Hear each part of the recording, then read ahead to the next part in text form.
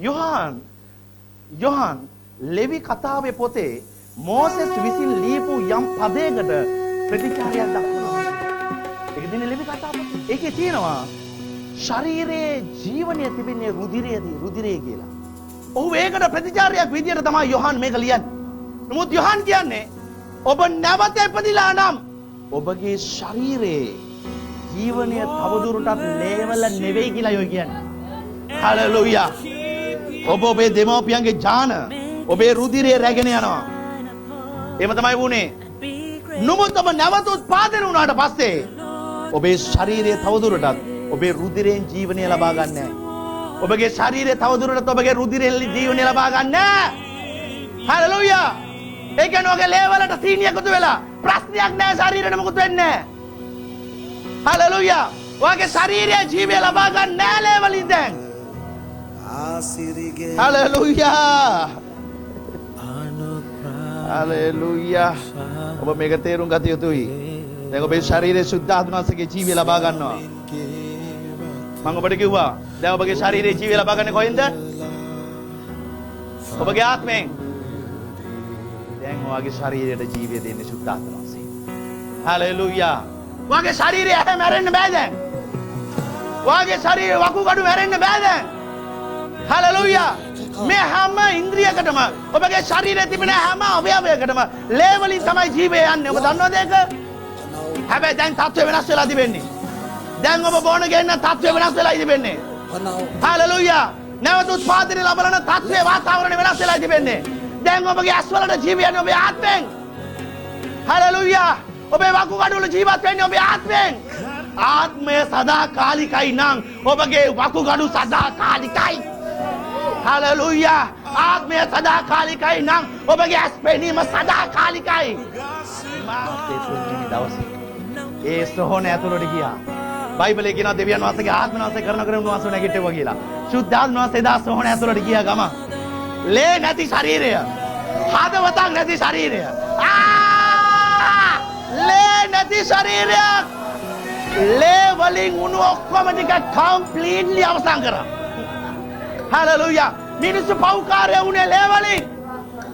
මිනිස්සු ලෙඩ හැදුනේ ලේ වලින්. අසනීප වුණේ ලේ වලින්.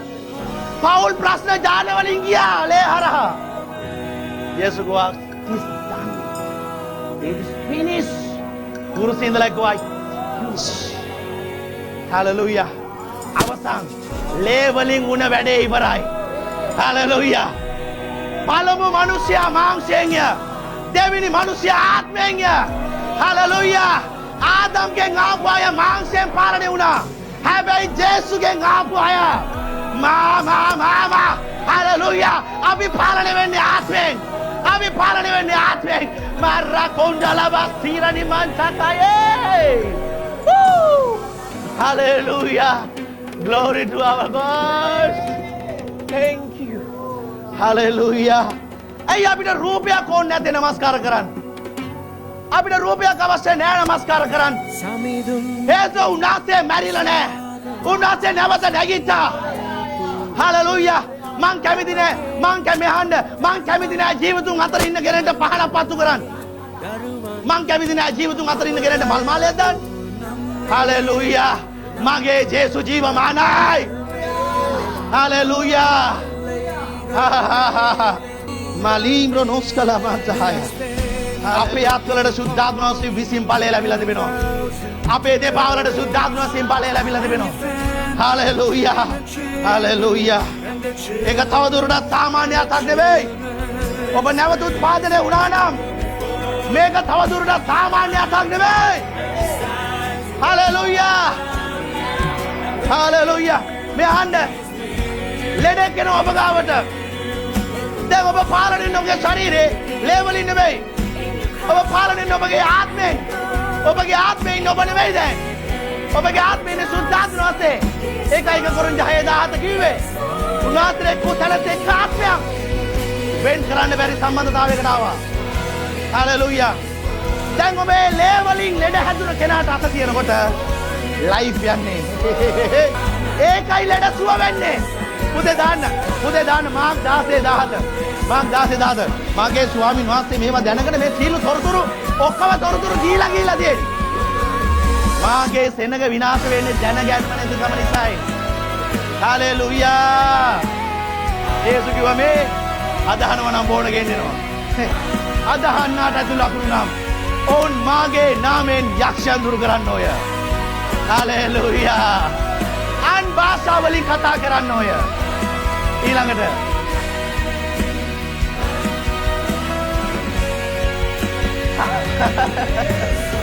ඔබන සර්පේ ගහපුවාම විස යන්නේ කොහෙද?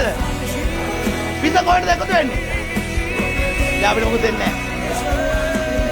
දැන් අපිට මොකද දෙන්නේ නැහැ. ඇයි වගේ ශරීරයේ සම්පූර්ණ පාලනය සුද්ධාත්මනෝස් අතර අරගෙන ඉවරයි දැන්. හලෙලූයා. කියන්න මාත් එක්ක සුද්ධාත්මනේ මගේ ශරීරය ඔබගේ නිවසයි.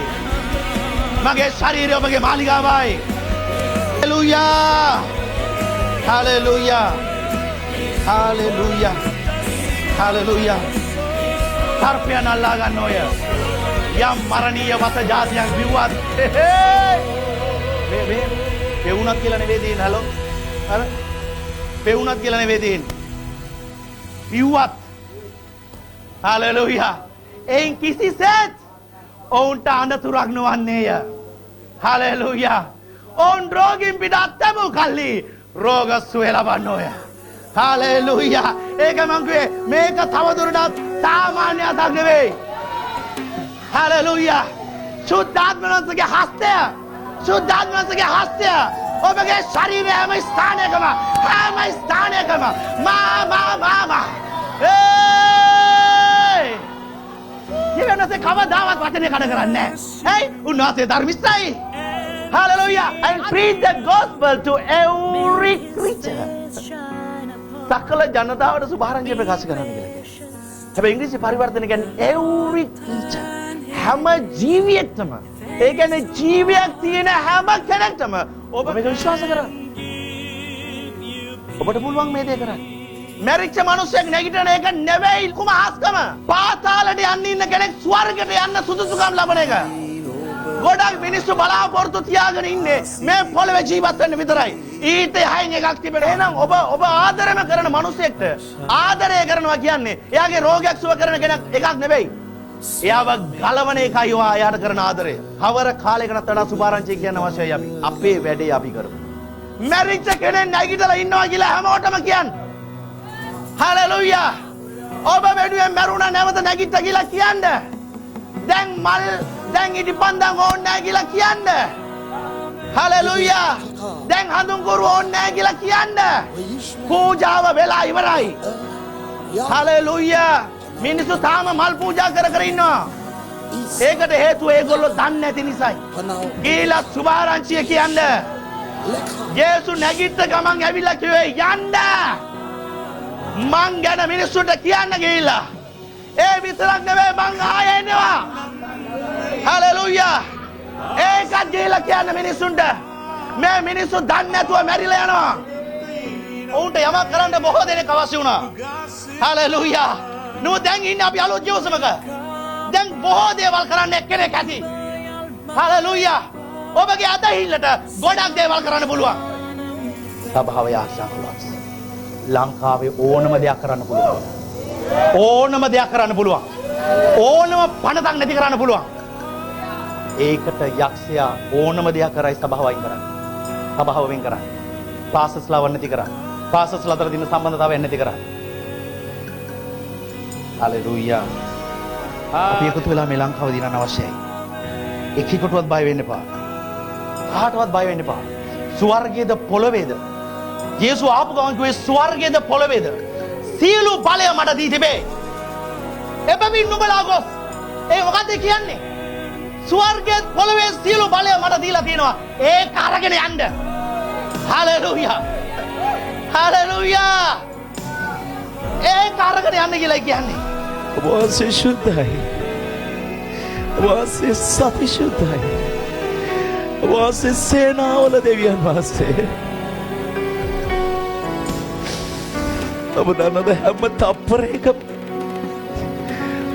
ඔව් ගුණාසරිකයන් you are the holy. the holy. You are holy. ස්තුති මගේ දෙවි පියාණනි. ඔබ වහන්සේත් එක්ක කතා කරන්න අපිට දීලා තිබෙන අවස්ථාව ගැන. අපි වයින් කරලා තිබ්බේ. නමුත් අද මේ විශ්වයේ මෞංගරුත් එක්ක අපි කතා කරනවා. ඔබ වහන්සේ අපිට කතා කරනවා පියාණනි. මගේ දවසවල holy. කෙනෙක් කියන්න උන්වහන්සේ ශුද්ධයි. මගේ දෙවියන් වහන්සේ ශුද්ධ. Holy. He's the holy lamb. You are the holy lamb. ශුද්ධ බැටළු පුතුන් ඔබ වහන්සේ. දෙවියන් වහන්සේට මම සේවය කරනවා. දෙවියන් වහන්සේ දන්නවා ක්‍රමය. දෙවියන් වහන්සේ දන්නවා ඔබට සපයන්න ඕන විදිය. දෙවියන් වහන්සේ දන්නවා ඔයාට ඕනේ වාහනේ මොකක්ද කියලා. දෙවියන් වහන්සේ දන්නවා ඔයාට කොච්චරක් සල්ලි ඕනද කියලා. ඒව ඉල්ලන්න එපා. වාසික රාජධානියට මිනිස්සු ඉන්න. හලෙලූයා. වාගේ සෛලේ අය ඔයාට වඩා දෙවියන් වහන්සේ උසස් කරනවා. මං කරාට වඩා ඔයගොල්ලෝ වැඩ කරන්නේ. සමහර පාසකලා තමන්ගේ ගෝලයා තමන් උඩින් යනවට කැමති නෑ පොඩ්ඩක්. මගේ ජේසු කිව්වා මං ගියාට පස්සේ මට වඩා දේවල් ඔයගොල්ලෝ කරනවා. මගේ ජේසු කිව්වා නම් එහෙම ඔයගොල්ලෝ මිසෙනක ඔයගොල්ලන්ට වඩා පාවිච්චි වෙයි. මේ අපේ කින්ඩම් එකක් නෙවෙයි. විශ්වාසය. හලෙලූයා. එහෙම වුණා කියලා දෙවියන් වහන්සේ ඔබව පල්ලෙහාට දාන්නේ. එහෙම වෙනකොටත් ඔබ බලන් ඉන්නවා කියන්නේ දෙවියන් වහන්සේ ඔබ උසස් කරනවා. Hallelujah.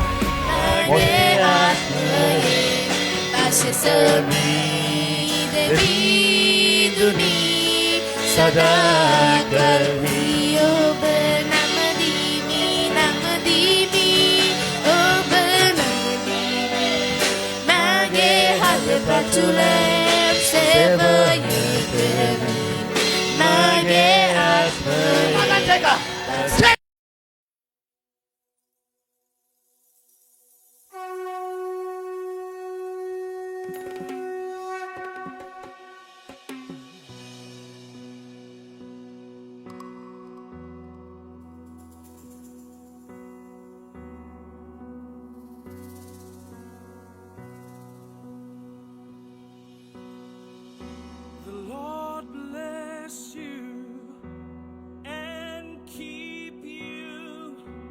Make his face shine upon you and be gracious to you. The Lord turn his face toward you and give you peace.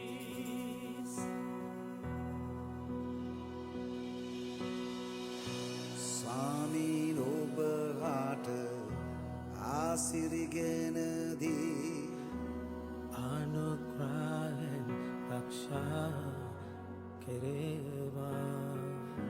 ස්වාමින්ගේ වත ඔබ මත බබලා